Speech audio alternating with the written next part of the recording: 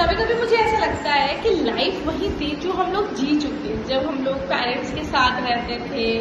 हम लोग उठते सुबह सुबह इसलिए थे क्योंकि पापा पंखा का स्विच बंद कर देते थे, और रात में सोते सिर्फ इसलिए थे क्योंकि पापा बोलते थे 10 बज गए हैं, 10 बजे के बाद कमरे में कोई लाइट नहीं जली होनी चाहिए।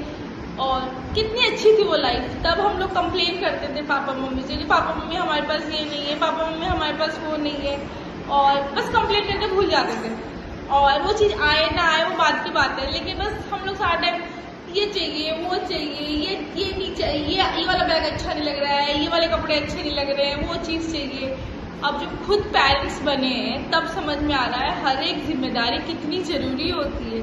जब आपके बच्चे आपसे कुछ डिमांड करते हैं तो उसको लाने के लिए कितना दिमाग में चलता रहता है कि कैसे भी करके जो चीज़ बच्चे ने मांगी है वो पूरी हो जाए। इस दुनिया का सबसे मुश्किल काम है एक पेरेंट्स बनना, एक पेरेंट बनना, एक अच्छा माँ बाप बनना। इससे मुश्किल कोई काम ही नहीं है।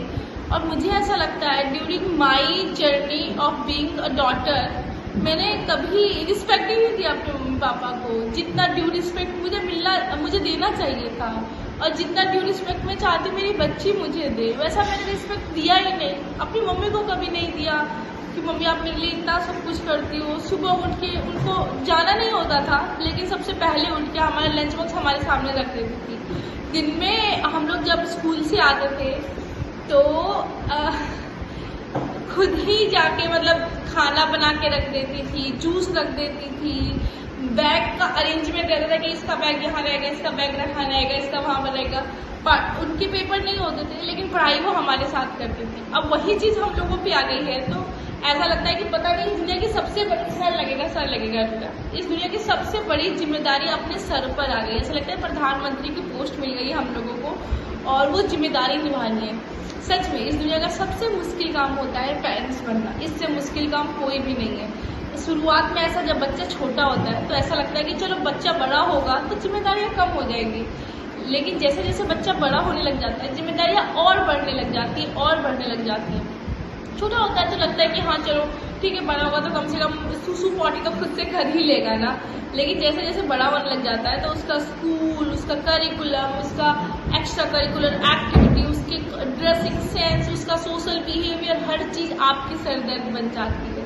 एज अ पेरेंट मैं आपको बता रही हूँ, एज अ मदर मैं आपको ये बता रही हूँ कि मदर से बड़ी कोई रिस्पॉन्सिबिलिटी नहीं है। तो आप जो कोई भी जिस एज ग्रुप के भी हो, सबसे ज़रूरी चीज़ तो ये है कि अपने मम्मी पापा की रिस्पेक्ट करो।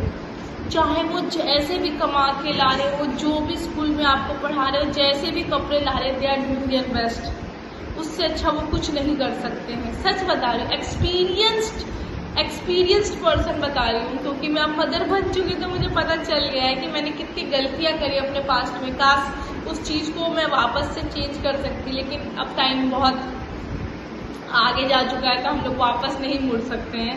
लेकिन आप प्लीज़ अपने मम्मी पापा की रिस्पेक्ट कीजिए। और ये वीडियो सिर्फ और सिर्फ मेरी मम्मी के लिए है। हैप्पी मदर्स डे मम्मा, हैप्पी मदर्स डे। और सॉरी मैंने आपकी कभी उतनी रिस्पेक्ट नहीं करी जितनी मुझे करनी चाहिए थी। उतना टाइम आपको नहीं दिया, अपने दोस्तों के साथ सारा टाइम स्पेंड किया, आपको उतना टाइम नहीं दिया मैंने कभी भी। लेकिन सच में हैट्स ऑफ टू यू।